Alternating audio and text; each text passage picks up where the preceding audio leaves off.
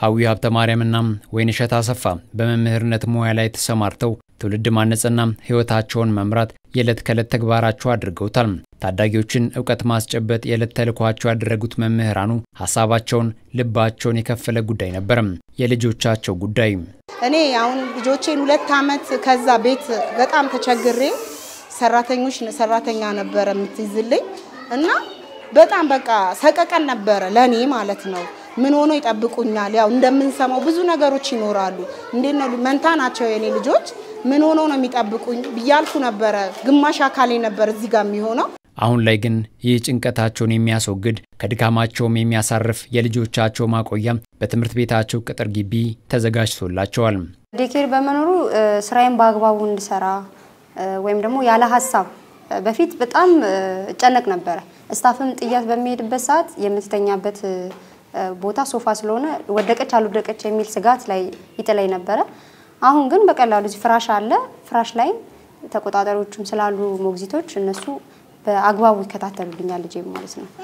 እና በስነ ስርዓት በእንቅልፏን ሰዓት ተጠብቀው በመተኛት ምግቧን በስነ ስርዓት ተመግባ እኔም ያለ ሐሳብ ስራዬን ሰርቼ እንደወጣ ረድቶኛል ማለት ነው። አሁን ግን ማለት ነው ተሸክሜ በመጣ ማዝዬን በመጣ ተደስቼ ልጆቼን በደቂቃ ያያየው ሄጄ ደስተኛውኝ እያየውና ጥሩ ነገር ነው ለኔ በጣም ትልቅ ነገር እንዳገኘው ነው መቆጥረው እውነቴን ነው እውነት በፊት የነበረኝ የሞራን የሞለድ ራሱ ሞራን አይኖርክም ብዙ ነገር አለና አሁን ላይ ግን ደስተኛ ነኝ ልጆቼን በደቂቃ አይቼ ሄጄ ልጆ እግዚአብሔር ይስጣቸው እዛ ያሉትን ተንከባክበው ነው የሚይዙት ልጆቻችን ቤቢውኑ ምናምን ነገር ከአጋጆቻችን ጋር ተተናቸው ብንመጣ መቼም የሚሰማን ነገር ይኖራል። አሁን ግን ከጎናችን ስለሆኑ ጫናዎቻችንን ቀንሶልናል ማለት ነው። ስለዚህ ልጆቹ ላይ ያለን ነገር በቃ ከልጆቹ ጋር ያለን ነገር ለነሱ ብቻ ይሆናል ማለት የኛም ደግሞ በረፍት ሰዓታቸው ደግሞ የልጆቻችንንም ስለምናይ ይሄ የዴኬሩና ለእናትና የልጅ ያክል ግንኙነት እኛም ከተማሪዎቻችን እኮ ህፃናቶቹ ለኛም ልጆቻችን ናቸው ባንወልዳቸውም የውቀት ልጆቻችን ናቸው። ስለዚህ አሪፍ ነው የሚሆነው ማለት ነው። ደስ የሚል ነገር ነው ያለው መምህራኖቹ ከልጆቹ ጋር ያላቸው እንደ እናትና እንደ ልጅ ይህ ለመምህራን በተቋማቸው የተፈጠረው ድል የመማር ማስተማሩ ላይ አዎንታዊ ተጽዕኖ የሚፈጥር ስለመሆኑም መምህራኑ ያነሳሉ። ይህ የሆነው ያው የመማር ማስተማሩን ሂደት ጥሩ እንዲሆን በመደረግ የታሰበ ስለሆነ የመማር ማስተማሩ በስነ ስርዓት እንዲከናወን ወይም እንዲካሄድ የተደረገ ነውና ትውልድም በጥሩ አእምሮ እንድንቀርጽ ልጆቻችን ያለ ሐሳብ እዚህ ተቀምጦ ወይም ደግሞ በማል መተን ያያየናቸው እኛም ከሐሳባችን ወይም ደግሞ ከስጋታችን ነፃ ሆነን የምንሰራበት እድል ተማሻሽቶልናል ብዬ አስባለሁ እና ለሁሉም መምህራን የሚሰማው ስሜት ነው ይሄ አሳቤ ዛጋ ነው ግማሽ አካሌ ነው እዚህ ጋር የሚሆነው ግማሽ አሁን ግን ምንም የሚሰማኝ ነገር የለም ምንም ነገር ማለት ነው ለምን ከኔ ጋር ናቸው ብዬ ስለማመን ማለት ነው እና ስራዬን በአግባቡ እንድሰራ አድርጎኛል በቃ እርፍ ብያለሁ እውነት እና ደስ በሚል ነው አብሶ የዴኬሩ ነገር እውነት በጣም በቃ ለኔ ትልቅ ነገር ነውና የምር ነው የምገልጸው ይሄንን ደስተኛ ነኝ በዴኬር በመከፈቱ ማለት ነው። ልጅን ከማቆየት ባሻገር የልጆች ማቆያው በትምህርት ቤት ግቢ ውስጥ መደረጉ ህፃናቱ በእድሜያቸው ትምህርት ማግኘት እንዲችሉ እድል ፈጥሯል። ሌላው በተሞክሮነት ሊወሰድ የሚገባው ጉዳይ ነው። ደብተር እንኳን ባይኖራት አሁን ምሳቃዋን ይዛ ልብሷን ቀይራ ስትወጣ ምን ሄደው ማየት ለኛለች አብዛኛውን ጊዜ ማለት ነው። ትምህርት ቤት መሆኑን ስነግራት ደስ ነው የሚላት በቃ ማወቅን ትፈልጋለች ከልጆች ጋር መጫወት ነው የምትፈልገው። ስለዚህ አንደኛ ኬጂ ባስገባትም እንኳን በኋላ የሚከብዳት አይመስለኝም። ልክ እንደ መጀመሪያው ጊዜ የማልቀስ ወይም ደግሞ ካንቺ አልለይም የማለት ስሜት አይኖርም። ስለዚህ ይህ ነገር ለኛም ጠቅሞናል ለኛም ለልጆቹም ጠቃሚ ነው ማለት ነው።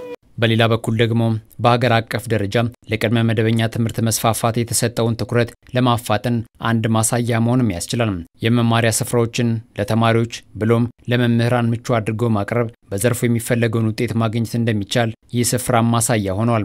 ከበፊቱ ከነበረው አሁን ላይ ለረጅም ጊዜ ነው እዚህ ቦታ ላይ የሰራውትኝ እኔ እየተሻሻለ በየጊዜው ለውጥ እያለ ነው ያለው ደስ በሚል ነው ልጆችም እኔ እናቶች ተደስተው ነው የሚያመጧቸው ብዬ ነው ማምነውና የተሻለ ነገር ነው እዚህ ጋር ያለው በጣም እና በዚህ እንደገና ደግሞ የበለጠ ነገር ቢታይ አሁን ያልኩ ነው ያለው ነገር እኔ ከመስራቴ ከቆይታዬ ብዙ ለውጥ አይቻለሁ እዚህ መስሪያ ቤት ውስጥ ማለት ነው። 10 ዓመት ያህል ነው የሰራሁትኝና እና ብዙ ለውጥ አለ። ብዙ ትምህርት ቤቱ እንደዚህ አልነበረም። አሁን ዛሬ እንዳያችሁት ምቹ አልነበረም። የመሬቱ ሁሉም ነገር አሁን በአምና ላይ አዲስ ስርዓተ ትምህርት ከመጣ በኋላና መንግስትን ባደረገው ድጋፍና ከወላጆችም ጋር አንድ ላይ በመሆን የተደረገ ነው ግቢው እንደዚህ ውብና ማራኪ ነው እና ወላጆች በዚህ በጣም ደስተኞች ናቸው።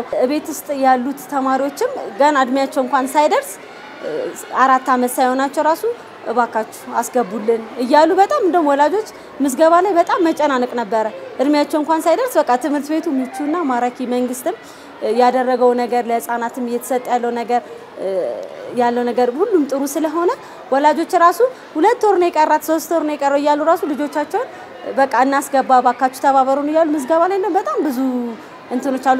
ዛሬ ላይ ያየነው በደጃች በቀለው ያቀድመ መደበኛና ተስፋ ኮከብ ትምህርት ቤቶች የታየው የትምህርት ከባቢን አንዱ የሪፎርም አካል አድርጎ መሰራቱ የሚፈልገውን ውጤት ማምጣት እንደሚቻል ታምኖበታል። ለተማሪዎች ከፍተኛ ደረጃ ላይም ለማምጣት የግድ ከታች ነው መነሳት ያለበት። ቅድመ መደበኛ ላይ ያልሰራ ነገር ቅድመ መደበኛ ላይ ትኩረት ያልተደረገበት ነገር ላይ ከፍ እያለ ሲመጣ ልጆቹ ላይ እንደዚህ አይነት አሁን የምንሰማው አይነት እንትኖች ያጋጥሙናል ማለት ነው። አሁን ግን መንግስትም ለዚህ በጣም ሰፊ ኃላፊነቱንና ተደራሽነቱን ወስዶ ተማሪዎቹ ከቅድመ መደበኛ ጀምረው ማግኘት ያለባቸው በጨዋታ መማር እንዳለባቸው ከዛ በኋላ ወደ መደበኛው ደግሞ ሲገቡ መደበኛ ትምህርታቸው እየቀጠለ ከፍተኛ እንግዲህ አሁን ቀጣይ ትውልድ ላይ ከፍ ያለው ላይ በጣም ከፍተኛና አጥጋቢና ደስ የሚል ነገሮችን የምንሰማበት ነው የሚሆነው። እንግዲህ እኛ መድሜና ጤና ሰጥቶን እሱን ለማየት ያብቃል።